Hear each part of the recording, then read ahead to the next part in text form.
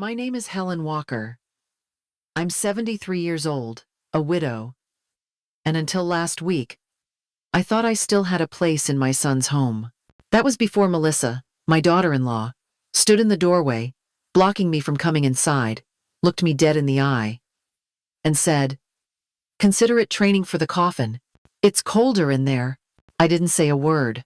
I just stood there, in the pouring rain, water soaking through my wool coat, dripping from my hair, my shoes squishing with every shift of weight. She didn't flinch. She didn't soften. She closed the door as if I were nothing more than a stray cat, looking for shelter. That night broke something in me, but not in the way she probably hoped. It wasn't the first time Melissa had made me feel small. It was just the moment I finally realized how carefully and quietly I'd been erased from my own life. And standing there, shivering on the porch I once swept every Saturday morning, I knew I wasn't going back. But this isn't just a story about that night. That night was only the final crack in a foundation that had been shifting for years. This is about what came before, the slow, steady unraveling, and what happened after. The part Melissa didn't see coming. Because what she didn't know, what she never cared to understand, was that while I may have seemed like a burden, I was the one holding it all together. I didn't run to my sisters. I didn't call anyone crying. I drove straight to the same hotel where my son Michael and Melissa had held their wedding reception 6 years ago, back when I thought she might actually become part of our family. I checked in without a reservation, soaked to the bone, and sat there in silence, staring out the window, feeling everything and nothing all at once. The clerk at the front desk didn't ask questions. She just gave me a room key and upgraded me to a suite, like she could sense I needed it. Maybe I looked like someone who had just lost everything. But the truth was, I'd already lost most of it long ago. I just hadn't admitted it yet. People talk about aging like it's a quiet decline. For me, it felt more like being erased in pencil, one line at a time, until even I couldn't recognize myself anymore.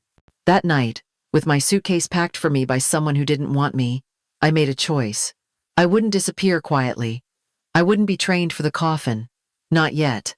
Because this story isn't just about loss. It's about remembering who you are after everyone's forgotten. It's about what happens when the one they underestimated decides to stop playing along. And if you're wondering what happened after Melissa slammed that door, trust me, you're going to want to hear the rest. When my husband passed, the house we shared for 42 years felt hollow in a way that silence alone couldn't explain. Michael called me a week after the funeral and said they had space, that it would make sense for me to move in. I was grateful. I thought maybe being around family would help me find some kind of new rhythm. Melissa greeted me with a smile the day I arrived. She'd set fresh towels on the bed and even baked banana bread. For a little while, it felt like the start of something healing. There were dinners around the table, quiet Sunday mornings with the paper, and a sense that maybe I still had a place where I belonged. But then the subtle things began. A comment about how I folded the dish towels. A reminder to knock before entering the kitchen after 9 p.m. because she did her thinking there at night. My coffee mugs were moved to a lower cabinet without a word. The hallway mirror I'd hung was taken down and left leaning against a wall. I brushed it off. She was trying to keep order in her home. I told myself I was a guest, even though my name was on the deed, and my checks paid the utilities. I made excuses for her. I tried to stay out of the way. Eventually, she asked me to eat in the sunroom instead of the kitchen if they were having guests over. She said it was less confusing for people. When I asked Michael if he minded, he just said Melissa liked things a certain way and he didn't want to stir up anything. So I stopped asking. My corner of the house got smaller, both literally and figuratively. I kept to the guest room. I stopped turning on the television in the living room, stopped baking on weekends like I used to. The banana bread was never mentioned again. Neither was the welcome. Still, I stayed. I smiled. I said thank you when Melissa bought me a new robe for Christmas, even though she'd taken my old one and donated it without asking. I told myself I had to be easy, that I couldn't be the kind of mother-in-law who made things difficult. I convinced myself this was what compromise looked like. But looking back, it wasn't a compromise. It was a quiet disappearance. And every day, a little more of me went with it. They never asked how the mortgage kept getting paid ahead of schedule. The statements came in Michael's name, but I was the one writing the checks every month. I did it quietly, not because I was hiding it, but because I didn't want them to feel ashamed. It was my way of helping. The only way I knew how to stay useful. I covered the property taxes every fall and paid the electric bill the moment it hit the inbox. When their car needed new brakes, I slipped an envelope into Michael's desk drawer. When Melissa lost a client and money got tight, I added a few extra bags to the grocery run. No one asked where it all came from. They were just relieved the pressure was gone. I never brought it up at dinner. I didn't want Michael to feel like he'd failed. I didn't want Melissa to think I was keeping score. I told myself it wasn't about recognition. It was about love. And for a long time, that was enough. But sometimes, I'd hear Melissa complain about how expensive everything had become. She'd sigh and talk about sacrifice while sipping lattes delivered to the door. I never said a word. I just nodded, folded my laundry, and reminded myself why I was there. Over 3 years, I spent close to $70,000. I dipped into the savings John and I had built for retirement. I canceled my cruise plans. I stopped renewing my art class membership. I even sold the bracelet Michael gave me for my 50th birthday. I did it all willingly. But there came a moment, one of those small, quiet moments, when no one's watching, when I looked around and realized something. No one had ever said thank you. Not once. And it wasn't that I needed the words. It was their absence that made something clear. I had given everything I could without ever being asked. And yet, somehow, I had become invisible in the process. It wasn't about the money. It was about how easy it was for them to forget where it came from. That's when the first crack formed, deep and silent, like a shift beneath the floorboards. No one notices until it all comes loose. I'd only been gone for the weekend. A quick trip to see an old friend 2 towns over.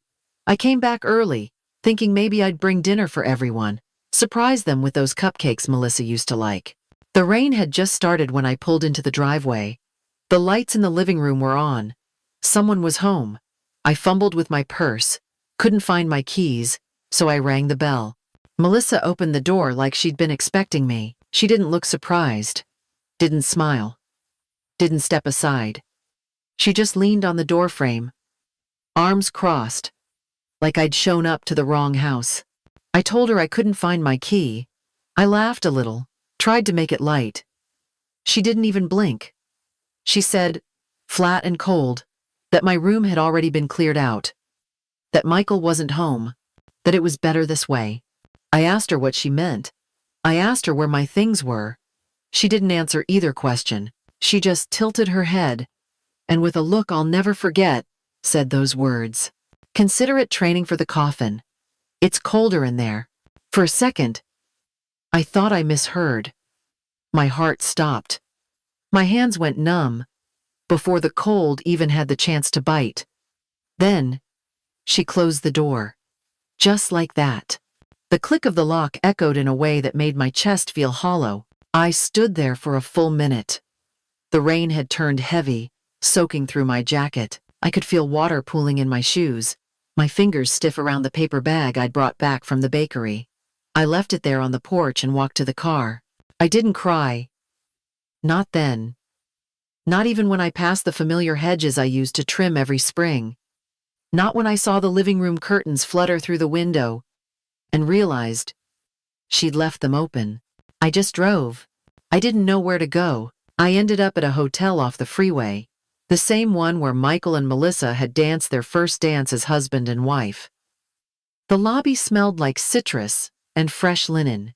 The woman behind the counter gave me a soft look, asked if I needed help with my bag. I shook my head. Inside the room, I sat on the edge of the bed for a long time.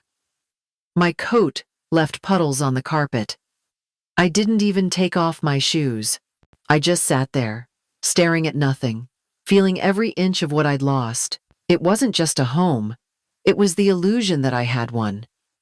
And that night, in a hotel room, with peeling wallpaper and the sound of traffic outside, I realized I had nowhere left to return to. The next morning, I woke to the sound of cars humming outside the window and the sharp ache in my spine from sleeping in a bed that wasn't mine.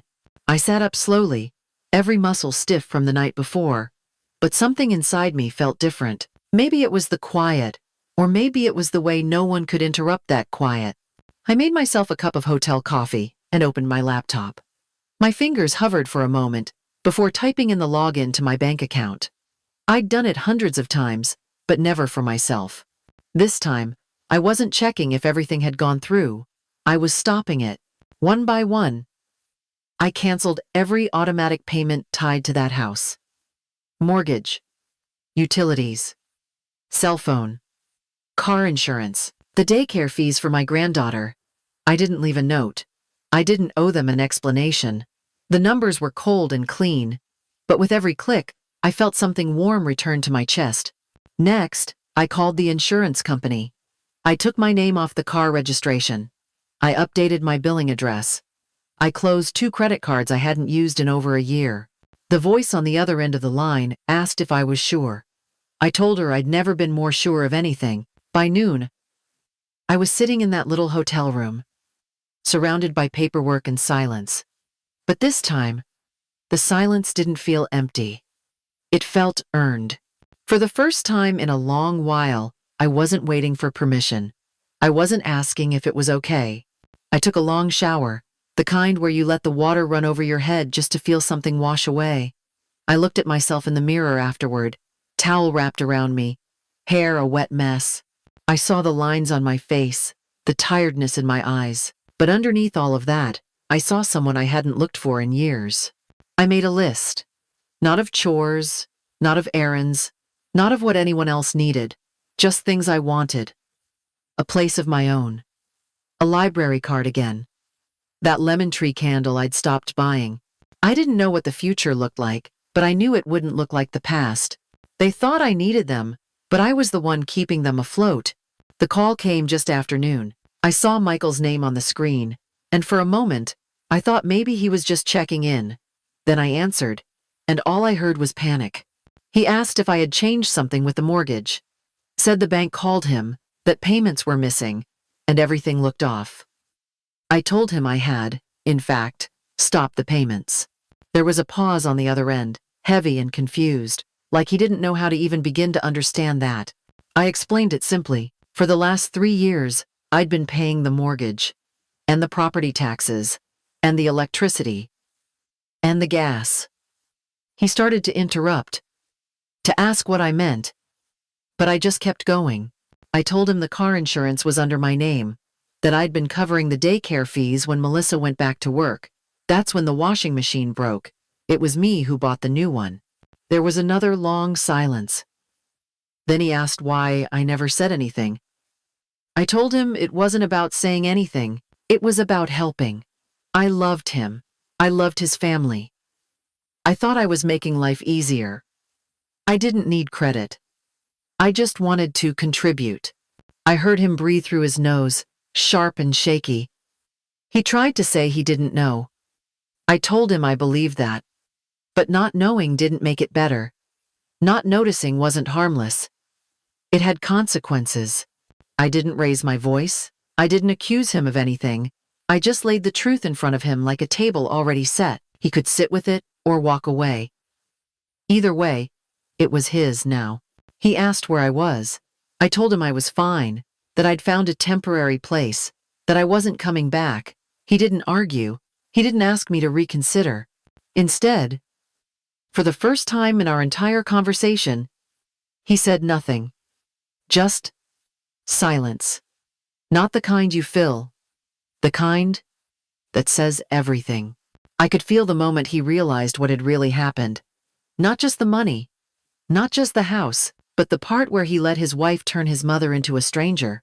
The part where he watched it happen and called it normal. I didn't need him to apologize.